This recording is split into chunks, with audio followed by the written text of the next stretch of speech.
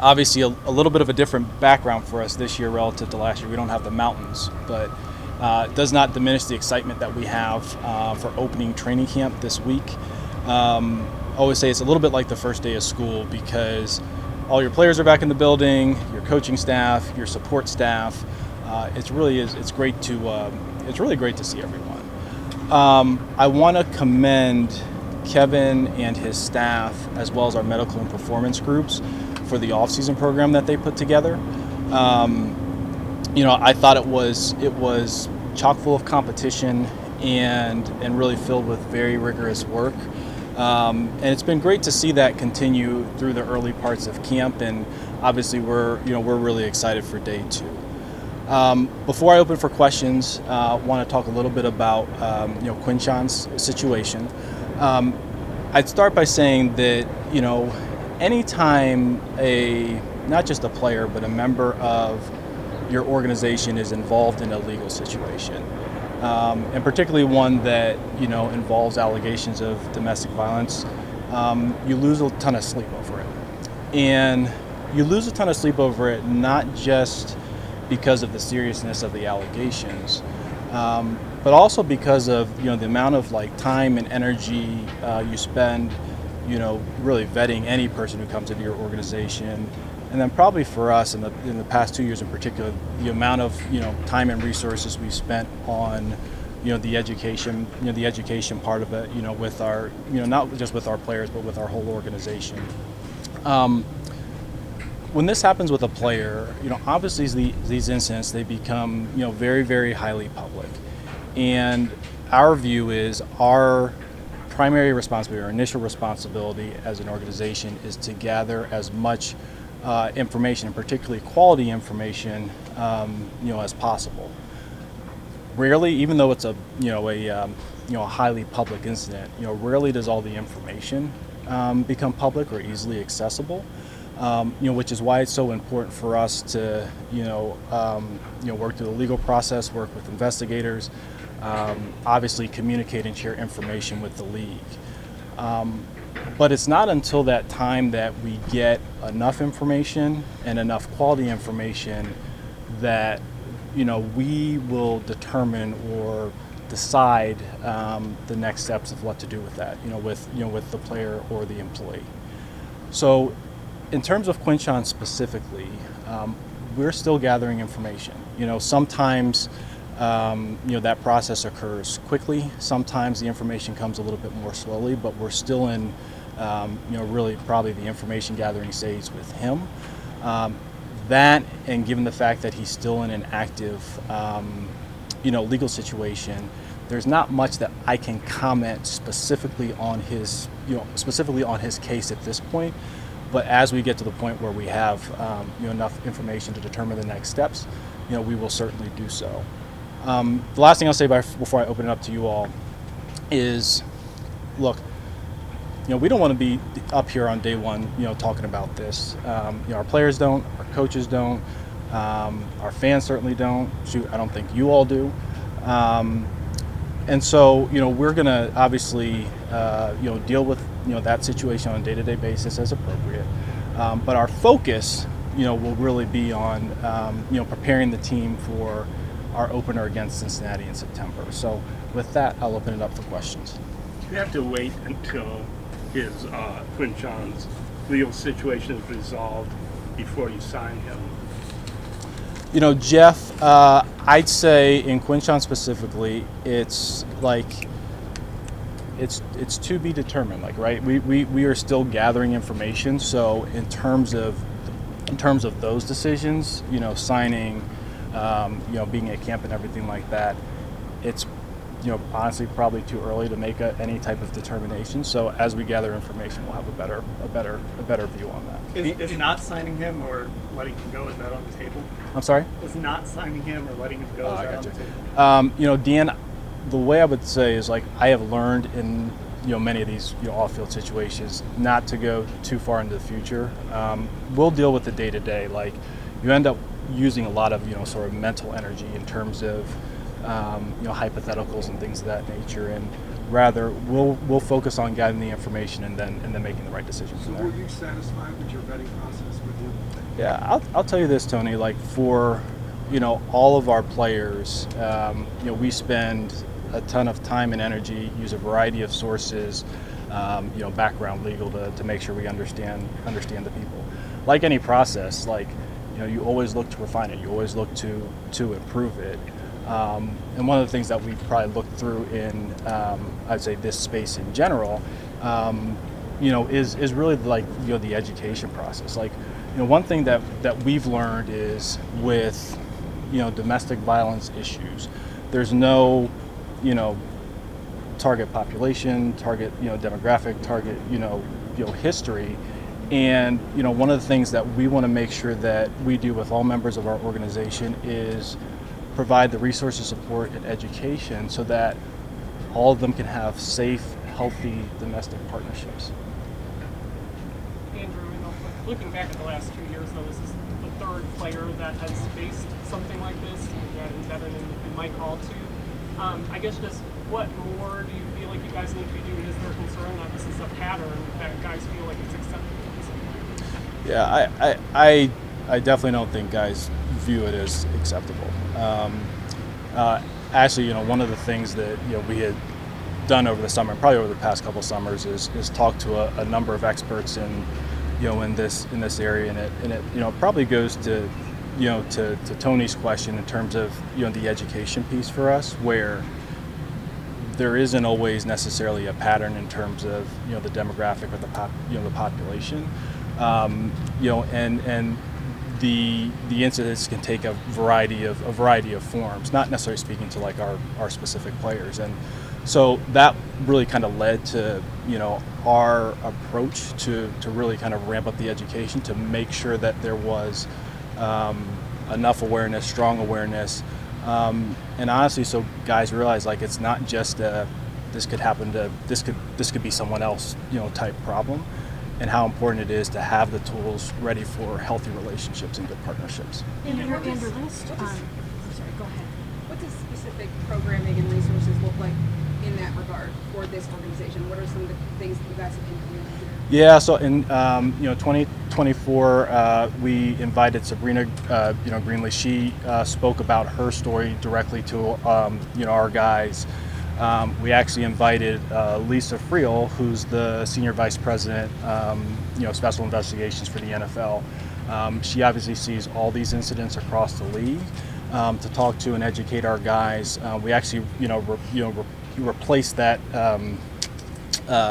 education module because you have a couple mandates from the league, but we thought Lisa and her team would actually be more effective in that space. We also added a module, regarding sextortion and some of the situations in that case to make sure that our guys understand, what these situations can look like and what are the proper resources and tools so that they can make sure that we have the behaviors that quite honestly are acceptable in the community.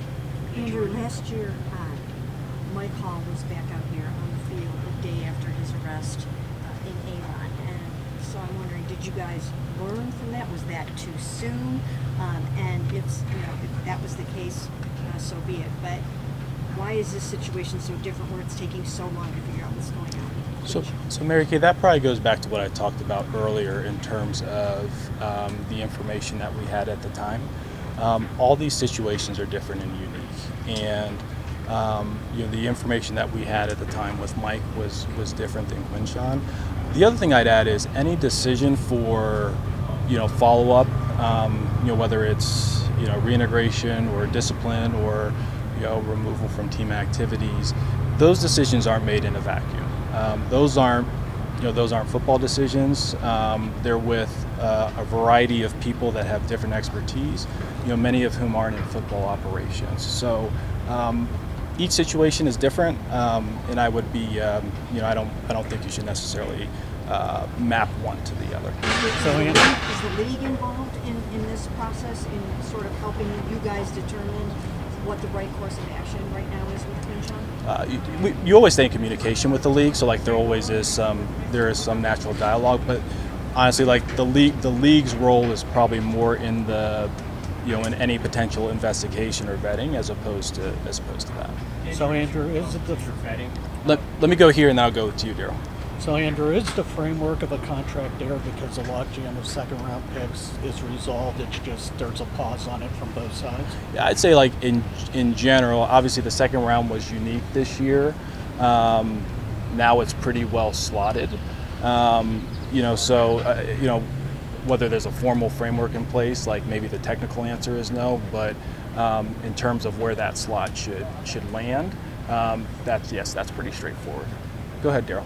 How confident are you? You should go through like your vetting process, and you're going across the country doing research on just a wide range of guys. How confident are you that the information that you're receiving, especially from the red flag character portion, you're getting the full picture, you're getting an accurate picture? I understand that you're talking about employment and there's some sensitivities in there as well, but like, do you feel like that people are being open and honest with you when it comes to some of these prospects in the pre-draft information you're gathering? Yeah, I think a big part of the pre-draft process is knowing, who the reliable sources are. But Daryl, when we talk about vetting, it's not about just flying in, talking to a position coach or talking to a support staff. Pretty extensive legal checks, pretty extensive background checks, whether that's with compliance office on campus. We actually employ a third-party company that does all of our security and background. So everything from if a guy has a speeding ticket to something more serious, that's something that's accessible to us. That being said, it's funny, we had Monty McNair in for we used to call it Scout School. It's a football operations summit. Former general manager of the Sacramento Kings. And we were talking about background process. How did you guys go about it with the Kings? And he was saying, one of the things they study is just like anything else, it can be noisy. Like to your point, where it's like, okay, how many guys that we identified as, let's say, tough or smart or whatever, ended up actually being that, and the reality that in their sense, things change. But to get back to the broader point, Daryl. It is important to we have a large web of sources. It is important to know who's reliable, but to leave it at just maybe hearsay is the wrong term, but to leave it at just an interview on a campus with a coach or an academic advisor, that's not nearly enough, and we use way more resources than that. Let me do Scott first, and then I'll do you, Tony. From a football perspective, Andrew, you spent the 36th pick on the draft on him, and you don't know when he's gonna, if he's gonna be, when he's gonna be. So how big a blow is that, especially to an offense that wants to recommit to the run game? I'd say this: we'll deal with that day to day, and we'll see where we shake out in that position room. I think we're excited for a number of individuals who are in that room. And we kind of really want to see how things play out, certainly in the short term, before making any quick judgments or assessments. Speaking of speeding tickets, what was your opinion of Shadur's 2 excessive speed violations? Not smart, just not smart, and it's something that we've addressed with him. He understands the implications. He understands the consequences. And I think the thing is, it's not just about yourself, right? It's not just about, having a joyride. It's not just about, driving a car really fast, but it's about the fact that you can endanger other people. It's about the fact that if a deer or someone, cuts out in front of you, your reaction time, it's just dangerous. And it's not something that we want our guys to be doing. It's not something that they should be doing. And the number one reason is because we don't want some type of catastrophic accident. We saw that, 2 years ago in, what was it, Dallas or Houston with a player. And in that incident, everybody was lucky to walk away. And we don't want that occurring with anyone in our organization. And Andrew, on football, quarterbacks, do you see a pathway to have 4 on the opening day roster? I do. Is that, in light of the the asset that a quarterback is, or having 69 with the practice squad, you can kind of hide? I'd say this is like we've largely looked at the last 5 spots of a roster as more developmental spots, and that can come from any position. I also think with the roster flexibility nowadays, especially with like the elevations that you're able to have on the practice squad, there's just more flexibility in terms of how to build your 48-man game day roster, where it's maybe not as quite as restrictive in the past. Now that being said, when roster rules were more, let's say, draconian, there have been teams that have carried 4. So if there are 4 that are 53-man worthy, and we think it makes the most sense for us to keep them, we will. Andrew, as you've progressed throughout your GM career here, do you think your philosophy on players with character concerns has shifted at all? Have you become less averse over the years? I wouldn't say that, Nate, that I've become, just you said, less adverse. I'd say, honestly, like, that typically has not been a well where we want to dip into it aggressively. Now, what issues, like, I think character can at times be a very broad term. Like, what issues that we think that we can support. I should say that's maybe more weaknesses we say we can support. Like whether a guy has, a mental concern or some issue with, life skills, things like that. Those are things that we can support. But, players with maybe more serious issues, like we typically haven't had an appetite for those guys. Andrew, when it comes to the decision on the starter, I wanted to ask, like, will that solely be a Kevin decision? And I want to frame it in the context of, you already acknowledged that you acquired an extra first-round pick in the draft that's supposed to be stronger quarterback. You have 2 rookie quarterbacks. Most people would just say it behooves you to, like, see what you have in those guys as opposed to, putting Joe or Kenny out there. So, like, how will you as the general manager kind of, That's good. It's a good question, right? Like, because look, let's call it what it is. There, like, at times is maybe a little bit of attention in terms of, future versus present. But like, that's really not the way that we look at it, Daniel. We look at it as like, hey, let's have all these guys out there. Let's see how they perform. Let's see what their strengths and weaknesses are, and build an offensive support around the starter when Kevin's ready to name it. I would say more generally to your question, Kevin and I might be the only ones who talk more about the quarterback position than you all, throughout the next couple weeks, and it's something that we'll talk about consistently. I think you guys know us well enough that we work really well together in that regard. But at the end of the day, like, I trust him. You know what I mean? Like, I trust his discretion. I trust our coaching staff in terms of who they want to play, and I think we'll get a lot more information over the upcoming weeks. We're going to take a couple more. Andrew, along the lines, go back to running back real quick. I know you said you're excited about the guys that are here in that room, but is there any thought to, especially this time of year when you've won a lot of bodies in camp, potentially adding anybody to the roster? If there's a player that makes sense, of course, like, and that would be across any position. In terms of, let's say, the more like tactical of like functioning through camp or getting through the next several days, I think we're in a good spot, and we'll hopefully be in an even better spot as like we work through a couple minor tweaks and injuries, things like that. Andrew, you won 3 games last year. So what are realistic expectations for this team? It was not a real good product to watch. Yeah, and Terry, I think I probably tell you every year when we do the